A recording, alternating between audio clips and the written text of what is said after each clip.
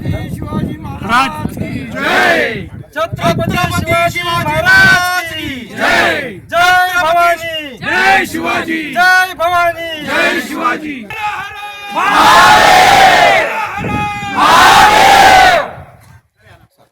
तुमचं आमचं नातं काय? जय गुलाम जय शिवराय।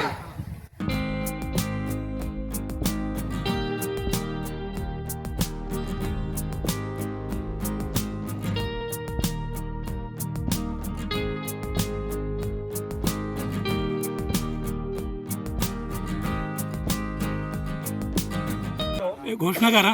छत्रपती शिवाजी महाराज की जय भवानी, जय भवानी।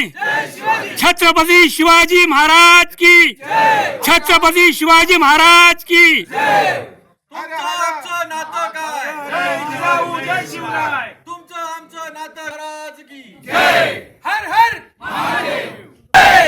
जय भवानी, जय शिवाजी, जय भवानी, जय शिवाजी। समाज आपला कसा असला पाहिजे, देश कसा असला पाहिजे याची संकल्पना छत्रपती शिवाजी महाराजांनी हिंदवी स्वराज्याच्या संकल्पनेतून आपल्या सर्वांच्या पुढे मांडली। आणि ती मांडत असतानाच राजा जो हा रयतेचा असला पाहिजे, प्रशासन शासन हे रयतेचं असलं पाहिजे, त्यासाठी एक आदर्श त्यांनी आम्हाला सर्वांना आपल्याला घालून दिला।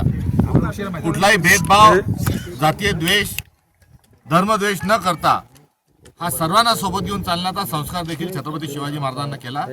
या छत्रपती महाराजांना अभिप्रेत असणाऱ्या शासन व्यवस्थेलाच आपण हिंदवी स्वराज्य म्हणतो। या हिंदवी स्वराज्य ही संकल्पना आहे। या संकल्पनेत अनेक आध्यात्मिक आणि अनेक महात्म्यांचं देखील योगदान त्या संकल्पनेमध्ये लाभलेलं आहे। आणि त्या अनुषंगाने स्वातंत्र्योत्तर काळात आपलं पवित्र असं संविधान निर्माण झालं आणि या संविधानातही हिंदवी स्वराज्याची संकल्पना आहे। या संकल्पनेलाच काँग्रेसनी जेव्हा स्वातंत्र्याची चळवळ सुरू केली तेव्हा स्वातंत्र्य आंदोलनात, स्वातंत्र्य चळवळीत केवळ सत्तेचं हस्तांतरण नव्हे तर व्यवस्था परिवर्तनाचे स्वप्न बघितलं। आणि सदरची जी व्यवस्था परिवर्तन होती ही हिंदवी स्वराज्याच्या स्वरूपाची होती। त्यामुळे काँग्रेस पक्षाचं ध्येय, धोरण, तत्व ही कोणत्याही दुसऱ्या तिसऱ्या विचाराची नसून ती स्पष्ट स्वरूपामध्ये हिंदवी स्वराज्यावर आधारित आहे।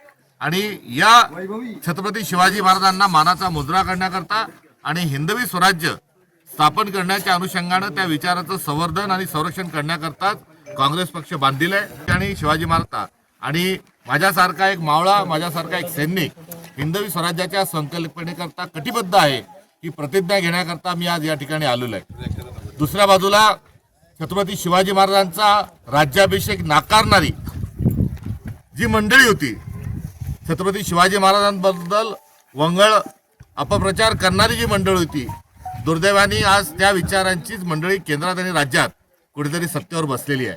त्यामुळे सतत ज्यांनी शिवरायांना छळलं तो विचार दुर्दैवानं आज जिवंत आहे। त्या विरोधातही लढण्याचा आमचा संकल्प आहे। छत्रपती शिवाजी महाराज केवळ आदिलशाहीच्या, निजामशाहीच्या आणि औरंगजेबाच्या विरोधातच लढले नाही तर ते तात्कालीन स्वतःला धर्ममार्तंड समजणारे आणि या भारतीय आपल्या संस्कृती परंपरेवर स्पृश्य अस्पृश्यता, भेदाभेद हा त्या ठिकाणी अस्पृश्य आणि हा असमाजवादी आणि चुकीचा विचार घेऊन जी काम करणारी मंडळी होती त्यांच्या विरोधात छत्रपती शिवाजी महाराज हे लढले।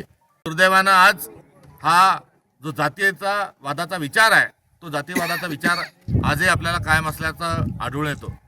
आज शिवाजी महाराजांची मला माफी मागावीशी वाटते, कारण आज शिवाजी महाराज आमचा स्वाभिमान आहे, आमचा अभिमान आहे।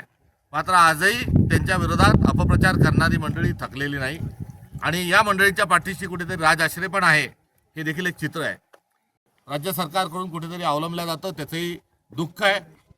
एक अभिनेता शिवाजी महाराजांबद्दल भलतं सलतं बोलतो, सरकार त्याच्यावर कारवाई करत नाही, अटक करत नाही, त्याला काळकोठडीत घालत नाही, तर त्याच्या घरापुढे पोलिसांचा पहारा देते, पोलिसांचं संरक्षण देते। एक इतिहासकाराला शिवाजी महाराजांच्या बद्दल अपशब्द फोनवर बोलून एक इतिहासकाराला निनावी फोन येतो, तो निनावी नसून तो एका सरकारमधल्या धार्जिण्या एका माणसाचा फोन येतो आणि तो फोनवर केवळ इतिहासकारांनाच धमकत नाही तर शिवाजी महाराजांबद्दलही भलतं सलतं बोलतो। त्यामुळे तोही अपमान करतो, त्यालाही संरक्षण दिलं जातं।